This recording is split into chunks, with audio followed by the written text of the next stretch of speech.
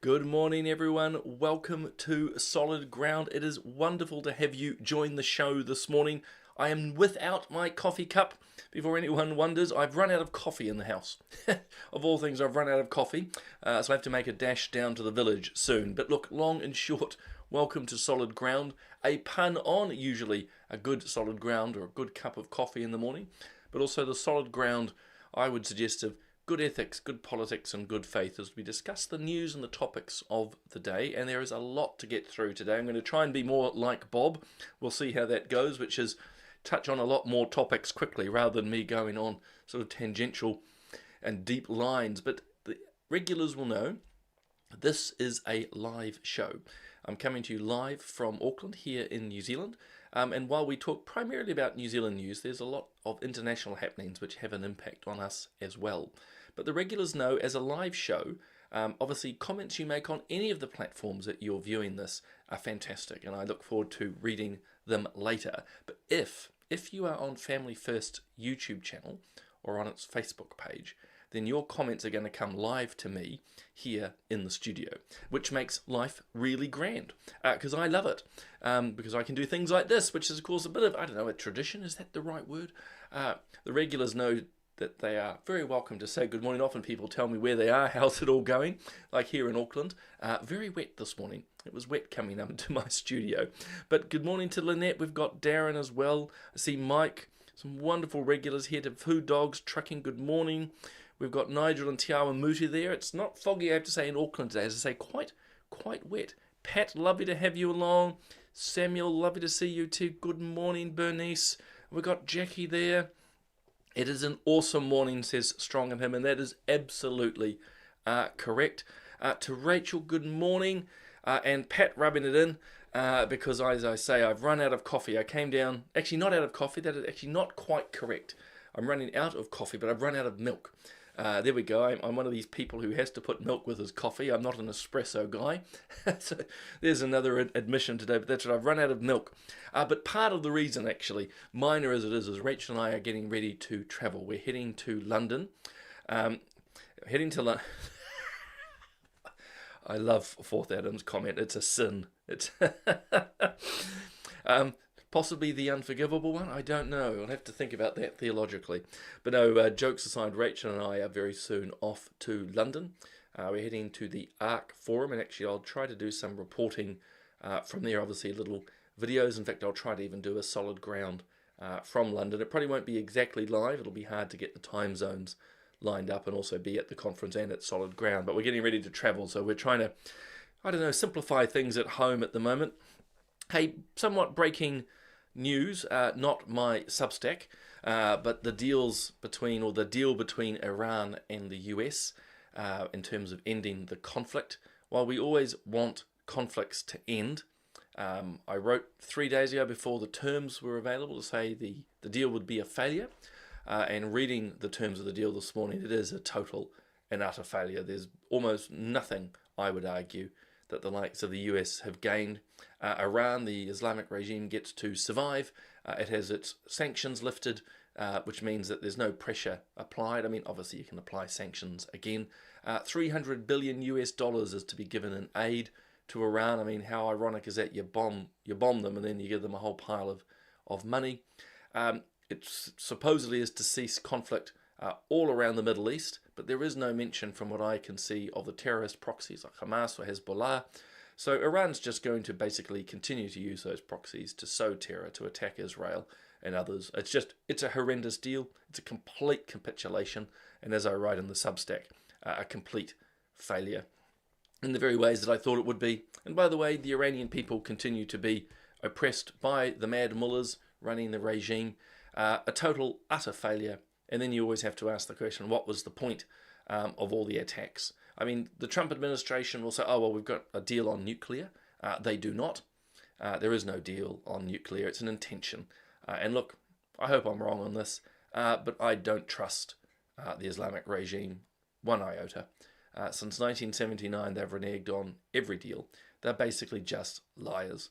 And it's part of their theology. They will lie to get what they want. And in this case, they've got all they wanted. And it's just, no, it's a disaster. Absolute disaster. And Jackie's agreeing, which is nice. I just don't see any good in it, really. And Sue, lovely to have you along, by the way. And yes, I'm looking forward to ARC. The speakers are fantastic. In fact, I got an email this morning from the organisers who I know too. If you will, upgraded me. I'm now able to get into sort of the back rooms and into the green room. So hopefully be able to meet some of these speakers more personally and have more of a chat rather than being on the main floor and just hoping you bump into them. So for me, that's quite exciting. Speaking of exciting, excuse me, I've also been furiously doing podcasts the last few weeks so that I actually have a podcast for you every week while I'm away, because I'm away for a good couple of weeks. But look, this is good news coming out of Australia, to be precise, South Australia. And so, long and short, the upper house of the South Australian Parliament has passed a limiting bill on abortion. It says that after 25 weeks, without, I'm sure there's a couple of exceptions, but basically saying you can't have an abortion after 25 weeks. I think very just and very humane. People know I'm pro-life. I mean, there's no surprise there to anyone really, unless you're a first-time listener and just stumbled onto this. I believe that the unborn child is a human being and has human rights. So let's start with that. But I'd say even to the pro-abortion advocates, the idea that a baby at 25 weeks, it's viable. If it was born outside the womb, it would live. It looks like a human. It acts like a human. It is a human. And so this is a great win. It is, though, the upper house of the South Australian Parliament. And so it'll be interesting to see whether the lower house votes this through. One of the reasons it got through is the party One Nation, so that's Pauline Hanson's party, through its support in behind. And I think, I don't know this in depth, because for me it's sort of more breaking news this morning, the lower house probably doesn't have many, if any, One Nation MPs. It'll be more divided down the traditional left-right, sort of National and Labour equivalents here. So it's unlikely to become law, is my guess. But boy, this is a significant win. I think it's the first time in a long time that any parliament in the likes of Australia has actually passed a pro-life bill. So I think that's great. Speaking of great, and Bob and I will talk more about this on the political panel, good on Simeon, getting rid of the two top people running the New Zealand Medical Council. Look, this always leads into the areas from the Treaty of Waitangi and wider cultural considerations. But I've become quite sick and tired of seeing our professional associations, like the Medical Council, focusing on cultural and political issues, the ones that are contentious, rather than actually on the standards to be a professional. And so I'm with Simeon on this one. The Medical Council is to focus on being better doctors. It's as simple as that. Indoctrinating, that's what it's doing, a particular view on cultural competencies, on the Treaty of Waitangi. Probably too, they would have a monological or a single view on trans issues, which would be that men can believe they're women. This has no place in the likes of the Medical Council, where they force their views onto the profession. Again, you've heard me speak about it here and elsewhere. What these professions do, like the Medical Council and others, is they put in activist ideas, a singular view on contentious ideas. And I want to stress that, because actually it's not inappropriate for people to have a variety of views on cultural and political issues. I think that's actually very important. It's very democratic. But when your professional body mandates a way of thinking, a way of being, in this case critical race theory, doctors were to check their privilege to understand their cultural context and how they're imposing their culture on others. I mean, it's absolutely ridiculous and unneeded. And so good on Simeon, sweeping them out. And that's from RCR. The team that I work with at RCR generated this, which I think is brilliant. And his fourth item is jumping back to the abortion question. Yeah, it is too long. I mean, I don't think there should be abortion at all. I suppose there are other views that say, look, in an earlier stage, it's okay. And if you accept that argument, by the time you get to 25 weeks, as Fourth Adam is saying. I mean, I just don't see how the arguments stack up anymore. Also, what I thought was good news coming from Winston Peters in this instance. He stopped the Ministry of Foreign Affairs, that's what MFAT stands for, celebrating Pride Month, which I think is good. Again, this is one of those, if you will, contentious issues in society. Believe it or not, the mainstream media and others will try to make you think there's only one way of thinking about this, and if you think any other way, you're to be derided and named.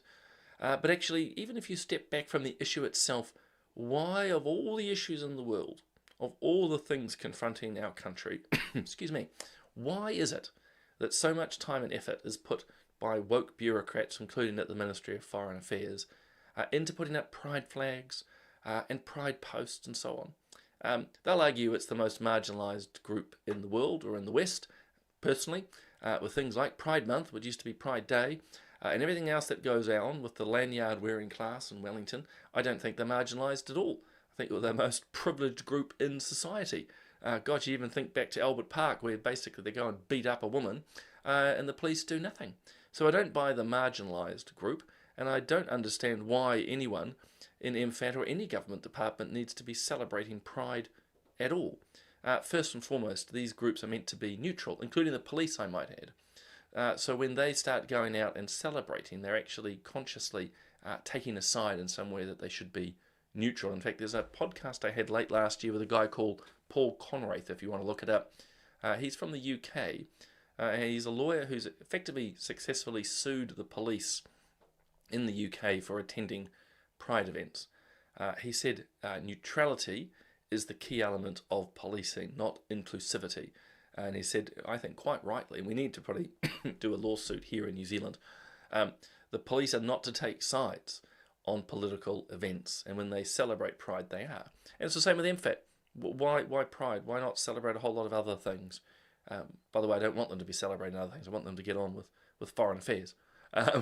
But this is the point. Why, of all the issues in the world, this one has to be forced on us? So good on Winston. I think that is absolutely excellent that he's done this. Focus. 4002, just you're on fire today, noting, yeah, there is a wokery there. And look, I know some people get upset with the term woke. It is definable. It's just a quick, easy way to get to describing those who are cultural Marxists. So in other words, they want to revolt against all the normal elements of our culture, or the traditional elements of our culture, from marriage to the nature of family to what is life and what is not. Yeah. Oh, very nice comment from...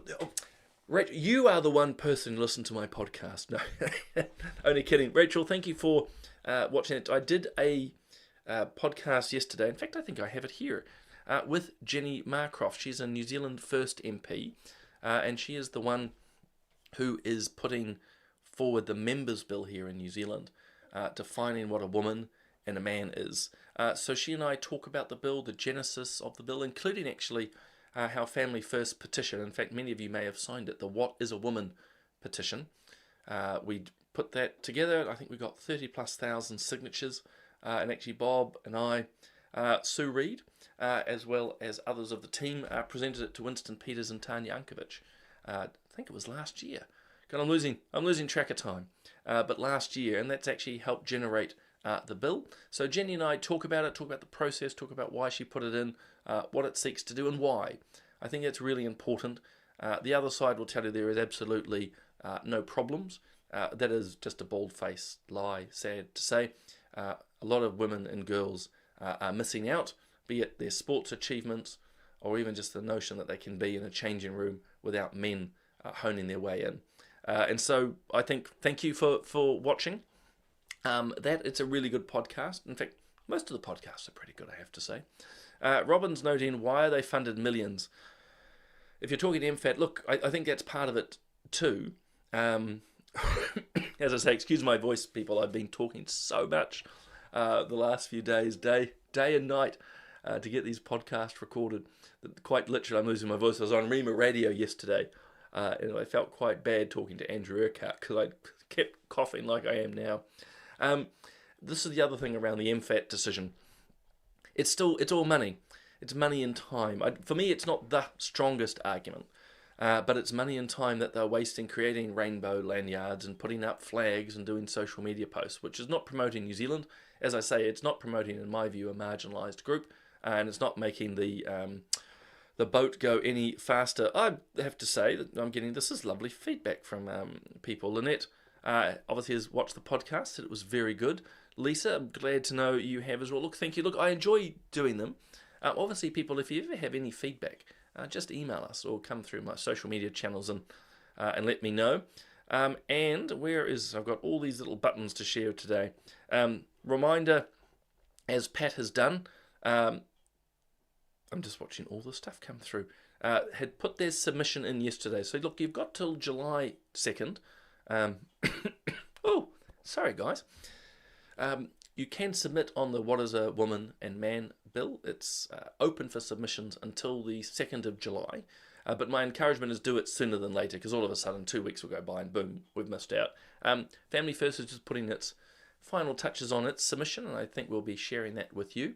But you can go to our website at the moment anyway and check it out. Some details, not the full submission, but some of our ideas if you want some inspiration. Andrew, I think, nails it. The ideology, the woke ideology, would wither and die if it wasn't government funded. Look, 100%. 100%. And the other thing I would suggest to you, actually, not just to Andrew, but to everyone else, a lot of mainstream media, particularly the corrupt reporting that you see, the biased reporting, would collapse too if the government stopped funding it. And I don't mean by the likes of the Public Journalism Fund, which fortunately is coming to an end, but have you noted all the ads on TV that are from the government, whether it's ACC or it's the health department telling you go and get your vaccination or whatever? All these ads, don't speed, don't drink and drive. Look, I might be cynical and you might disagree with me on this, but I don't think those ads make any difference whatsoever.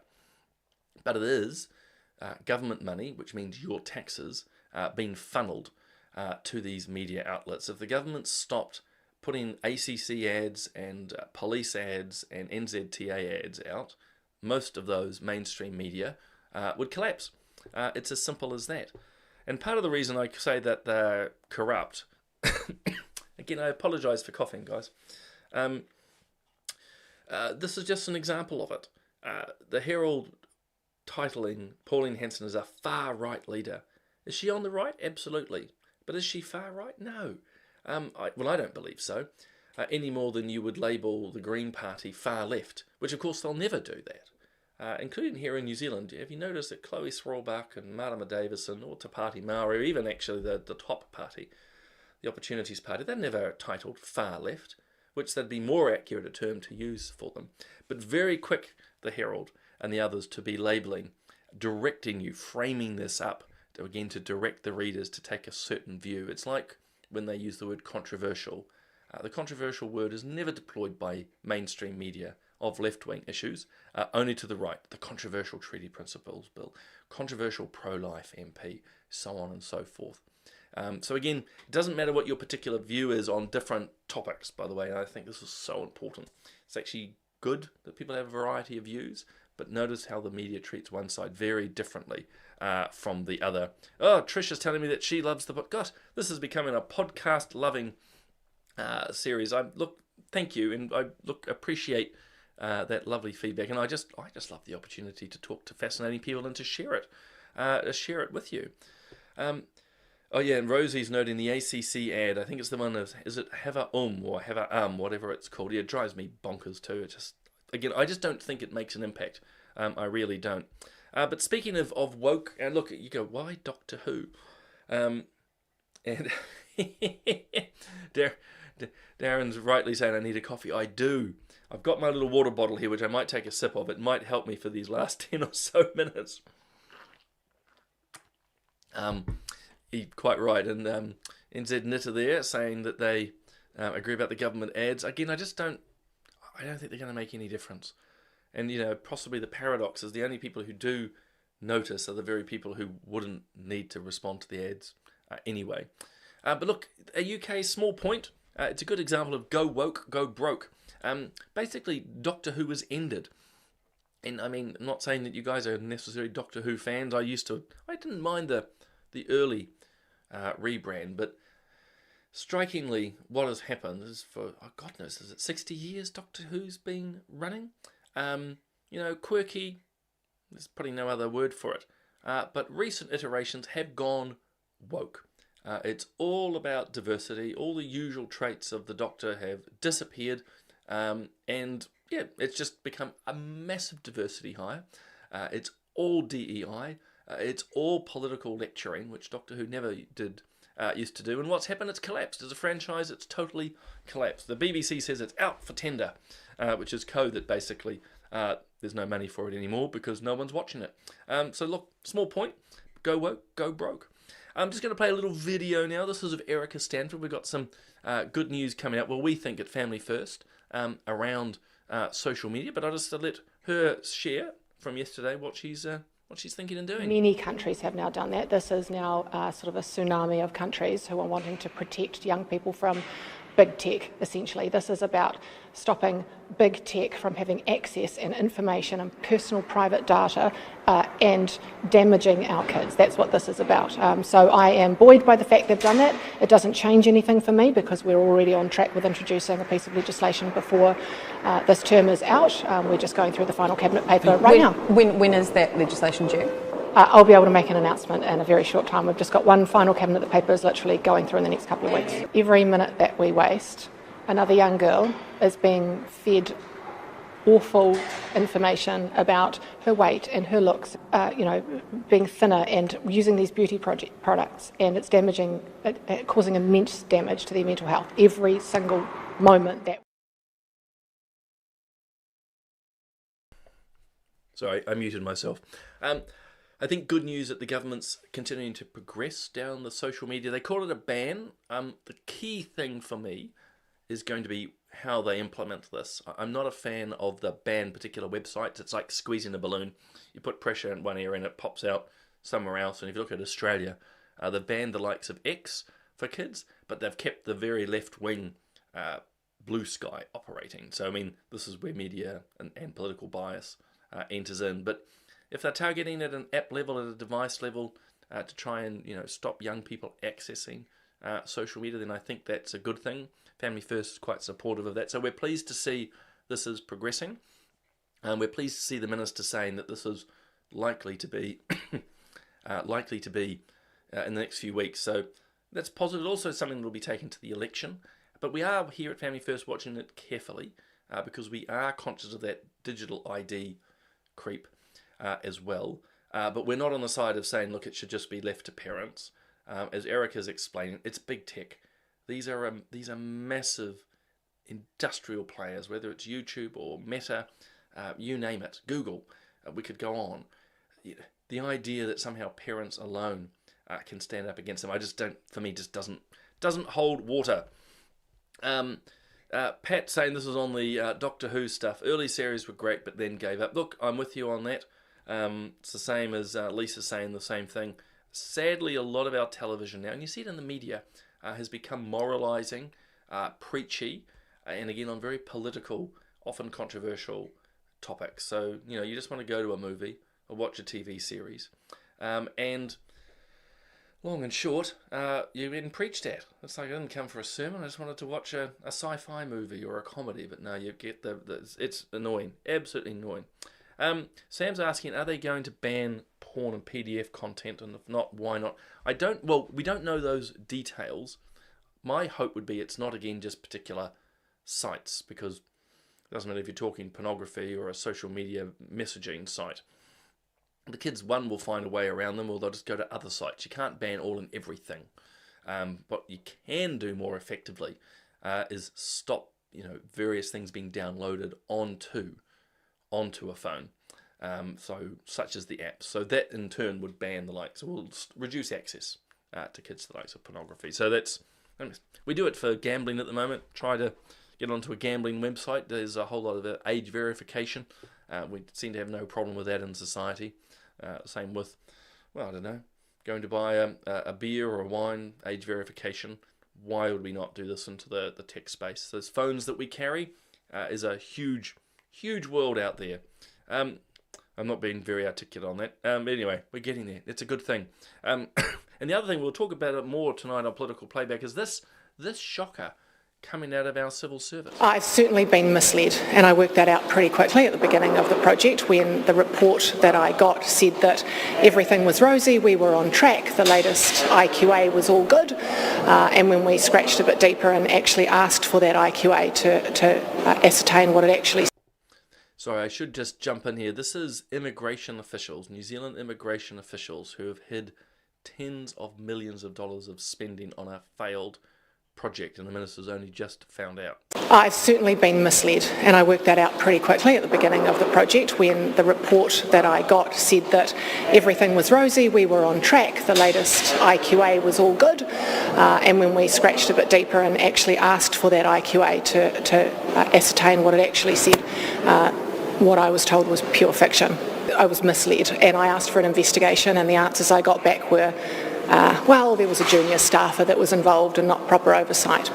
Well, it is very difficult to trust officials when they are deliberately withholding information from you and providing misleading information. It is very hard. But I need to be assured now that this behaviour and this integrity issue is going to be resolved. Yeah, this is quite bad at a number of levels. Obviously, this is tens, I think 30-something million of your taxpayer money. Again, a failed project, so what it was meant to achieve has not been achieved. I think it was around actually security at the border. But it is, again, bureaucrats, supposedly the neutral, trusted civil service, has misled a minister. So as I can see from, I think, Simply Green saying, have they been fired? They should be. There's now an investigation. I hope it does see them fired. I mean, look, there's a small possibility that this is just, I don't know, a comedy of errors, if I could phrase it that way. I worry at times that when bureaucrats start investigating bureaucrats, partly they hope we forget about it, and partly they find some sort of excuses, sort of a yes minister type dynamic. But this is appalling, and they should be sacked. They should be fired, and quite senior people as well, who must have known or overseen this. But as Erica's saying, and I back her on this, this attacks the integrity of our whole system. Can you trust the advice? And I have to say, not at this fraudulent level, but I've seen it in my time in politics too, where you are getting information from people, from officials, and it just doesn't seem right. And yeah, if your trust goes down, it does make your processes in Parliament, your democracy, harder to run. Pat's saying a police scandal that they were aware of. Yeah, look, it is. It's just, there's something rotten developing, and we've got to, it's like a rotten banana. You've got to get that rot out early and quickly. Otherwise, the whole system breaks down. So, look, very disappointing, to say the least. And then for that, I've said they should be MPs. Yeah, I think that's actually quite funny. I think that is quite funny. Guys, I'm going to wrap it up there, partly because it is coming up to 8 o'clock, partly because I am really going to be struggling with my voice. But I just want to, a couple of things. We've got political playback tonight. Bob and I are back 5 o'clock. So join us there. We'll be talking more about what Erica was discussing about Simeon's decisions. There's polls to discuss. There's just no shortage of things to discuss there. Reminder, as I say, if you're into particularly reading my Substack, head over there. Bob does his as well. Don't forget, Bob does his McBlog on Substack, so go and join that there. And I'm just going to play this short video. It's a pitch for our Forum on the Family, another one of our wonderful guests to let you know who's coming. G'day everybody, it's Martin Isles here, and I'm looking forward to being with you at the Forum on the Family in Auckland, New Zealand in September of this year, 2026. After a few years away, it's going to be so good to be back and to see you all there. I'm going to be speaking about boldly answering the culture with truth, and I hope to bring clarity through my talk, I hope to bring confidence through my talk, and I hope to bring some conviction through my talk. Clarity and confidence, because it always helps us to understand what's going on and what truths answer the situation in our culture, as confusing as it can be, but also conviction, because sometimes we need to look in at ourselves and say, well, how should I then be living in light of the way that the culture is? And there is an answer to that question. You can be effective and fruitful in days just like these. So September this year, Auckland, Forum on the Family. Look forward to seeing you there. So just another one of our wonderful lineup of guests. In fact, if I just take myself off screen, so we've got Ben Carson. He's coming by live link. He's not going to be there in person, but he's on a live video link. We've got Sal Grover, Sid Martin, obviously Leighton Smith. He'll be interrogating Bob as we celebrate our 20th year. And if you don't know Doctors Gillian Spencer and Andrew Amos, you will. After this, they are amazing Australians who have stood up for biological reality. They're medical doctors and those who they've suffered the consequences. So look, an amazing lineup. But as I say, lovely to have you along. I'm going to go and see if I can get a cup of coffee now. I just hope you have a wonderful Thursday. Oh, I should signal, as I say, because I am heading overseas over the next couple of weeks, there will still be some solid grounds, but I'm probably not able to do them every Tuesday and Thursday. But I'll try to signal that through social media to advertise whether it's on or not. Bob, of course, will be continuing his shows, but as I say, while I'm travelling, it is not always easy. If you're on a plane, doing solid ground from a plane would be a problem, although I probably would be able to get my cup of coffee. Guys, enjoy the day. Lovely to have you along and look forward to talking to you again soon.